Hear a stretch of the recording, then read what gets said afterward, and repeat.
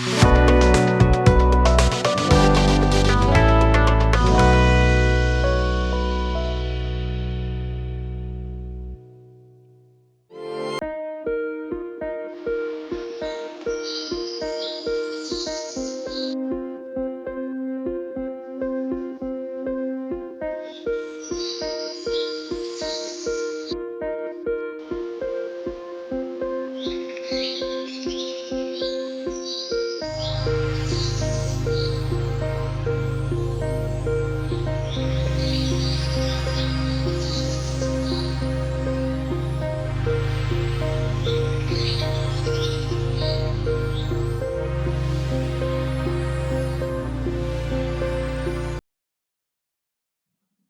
जीशु ख्रीष्ट अति बहुमूल्य नाम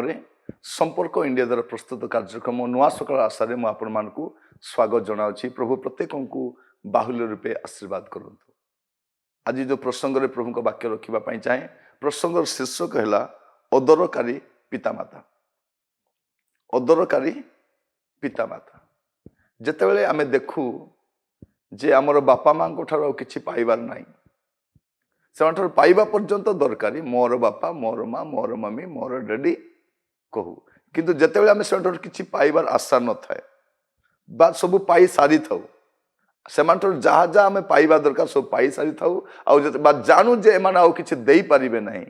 से आम अदरकारी ही जाती। आम भितर गोटे आसे जे एम मत दरकार ना कारण मु एम पाईगले घर पाईगले मत पाठ पढ़े सारे मत बाहागर कर सारे मु सेटल हो सारे एमाने आउ मत दरकार ना सेते बेले बापा माँ अदरकारी हो जाती। एटा आपण भी अनुभव करथिबे बापा माँ भी अनुभव करथिबे। एमती गोटे समय आसे जेतेबेले पर्यंत आम किसी पाउथिबो पेंशन आसुथिबो बा जमी बाड़ी भाग ही नथिबो बा सेमाने आउ किछि पाइबार थिबो सेमाने बहुत आम पय दरकारी थांती। निजे सेटल हो गला परे बापा माँ आउ दरकार न था से कौन करूँ आम मुझे कहवाई चाहे यात्रा पुस्तक तार 21 पर्व 15 पद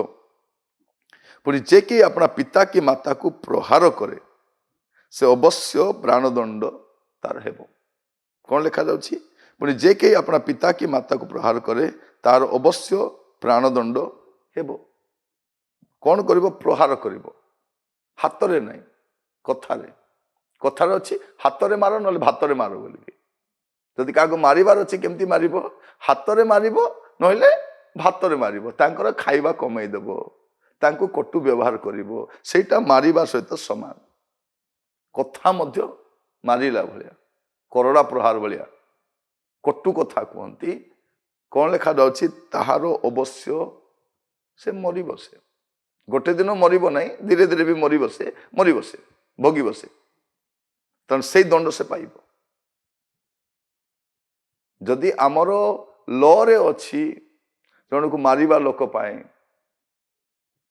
प्राणदंड आजिकाली कौन कर फांसी दौना लाइफ इम्प्रिजन कर दौरान से मुकलिक आसी जाऊँगी से जीवन किसी ना चोपा भाया था। ये आम देखुचु कौन जे कई अपना पिता की माता को प्रहार करे जिते बापा माँ अदरकारी हो जाती आम कौन करूँ से प्रहार करने आरंभ करूँ विभिन्न भाव में आम से प्रहार करूँ सावधान तार प्रतिफल भोगवाई पड़ी थाए। अदरकारी बापा माँ जिते पर्यटन दरकार थाए आम समस्ते से आदर करूँ सम्मान करूँ दरकार सरीगले काम सरीला। प्रभु आम को अनुग्रह करंतु आज वाक्य शुणा समय आम टे जीवन को सजाड़ू आम टे देखू तापर कौन हुए हितोपदेश तार 30 पर्व 17 पद जो चक्षु अपना पिता को परिहास करे और अपना मातार कथा मानवा को तुच्छ बोध करे कौन करे बेले बेले कौन हुए अदरकारी केमती हमें आम परिहास करूँ आम कथा मानि न था बापा मार कथा सान बेले मानि था से गोटे कथा कहले आम गोटे अलग कथा कहू र तो कथा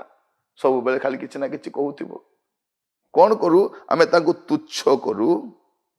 आउ कौन करूँ से परिहास करूँ बापा माँ को परिहास करू से थटारे उड़े दू जेतु से आम अदरकारी ही जाती अदरकारी ही जाती हितोपदेश तार 19 पर्व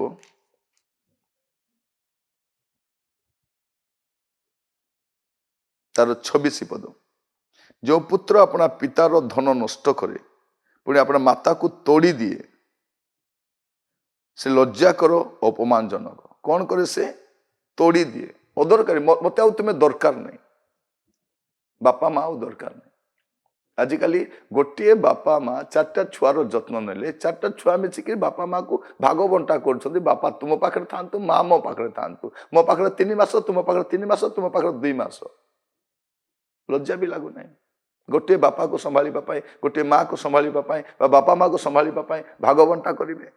मुठे भल खाइबा दे पारे गरम खाद्य दे पारे आपण को घरे जगह नहीं घरे जगह अच्छी हृदय जगह नहीं जो हृदय जगह न था घरे भी जगह न था जो पाइले तो पाइले एबे से अदरकारी हो जाती कौन करती तोड़ी दियंती बापा माँ को कौन करती तोड़ी दियंती बापार धन नष्ट कर माँ को तोड़ी दब कारण माँ तो आउ किसी कर अदरकारी कौन लिखा जाउछि से लज्जा करो अपमान जनक से किंतु एमान को लज्जा कि अपमान आ लागू नहीं मु आपण मान को एइथिपाई कहूछि बापा माँ केबेरु आम पे अदरकारी हेले आम देश तो बापा माँ को नहीं को मठरे छाड़ी दियंती तुठरे छाड़ी दियंती बस स्टैंड छाड़ी दियंती रेलवे स्टेशन छाड़ी की पलांती एमानकर परिस्थिति एमान ठार आमे भी कम न बेले बेले बापा माँ देह खराब हो गले खाली कही दौचु प्रभु हस्तर समर्पण कर दिंतु आज्ञा बालक बाबू मो बापा माँ को प्रभु हस्तर बापा माँ तो सेमती कले ना आपण को देह खराब हवा समय जाबुड़ी धरिक प्रभु केमिति भी बंचाइबार अच्छी आपको मृत्यु मुखर फेरे काढ़ी कांदी कांदी प्रार्थना करी आमे कौन करुचु समर्पण कर दौचु कहीं काम नहीं अदरकारी हो गले प्रिय भाई भौणी माने यह अति दुखर विषय अटे अनेक परिवार रे पितामाता उपेक्षित होती अदरकारी होती आपण परिवार कौन ताहा खाली पचारिबा चाहे जदि आपणकर परिवार रे पितामाता अदरकारी उपेक्षित अटंती आपण प्रहार कर परिहास कर तोड़ी देइछंती तार परिणति भोगिबा मते प्रस्तुत था कारण परमेश्वर न्यायवान विचार करता बापा मार जत्न न नहीं कि आप 10 मास दी वर्ती जीवे उपवास करके वर्ती जीवे नहीं प्रभु को दास मान को खुआई करी प्रभु को दास मान को खुआई पार बापा माँ को खाइबा को दे पारुना बाहर बहुत देखा दान दक्षिणा कर आप चर्च नहीं कर 50टा कंबल बांटले कौन हम बापा माँ को घरे थंडा रखी भल बिछना दौना आज आम से बोझ पर मन हो सावधान प्रभु आपण जत्न नियंतु बुझापी साहाय्य करंतु प्रार्थना करूँ अनुग्रहकारी पिता परमेश्वर आपण दास भाव में मुझे प्रार्थना करुँची प्रभु आज जो परिवार रे बापा माँ मान को अदरकारी बोली मन कर समय थाउणु बुझापी साहाय्य कर अनुग्रह कर विवेचनामूलक पदक्षेप नापी साहाय्य कर कथा धन्यवाद यीशु को प्रिय नाम मांगिली आमेन आमेन प्रभु आपण मान प्रत्येक को बाहुल रूपे आशीर्वाद करंतु नमस्कार।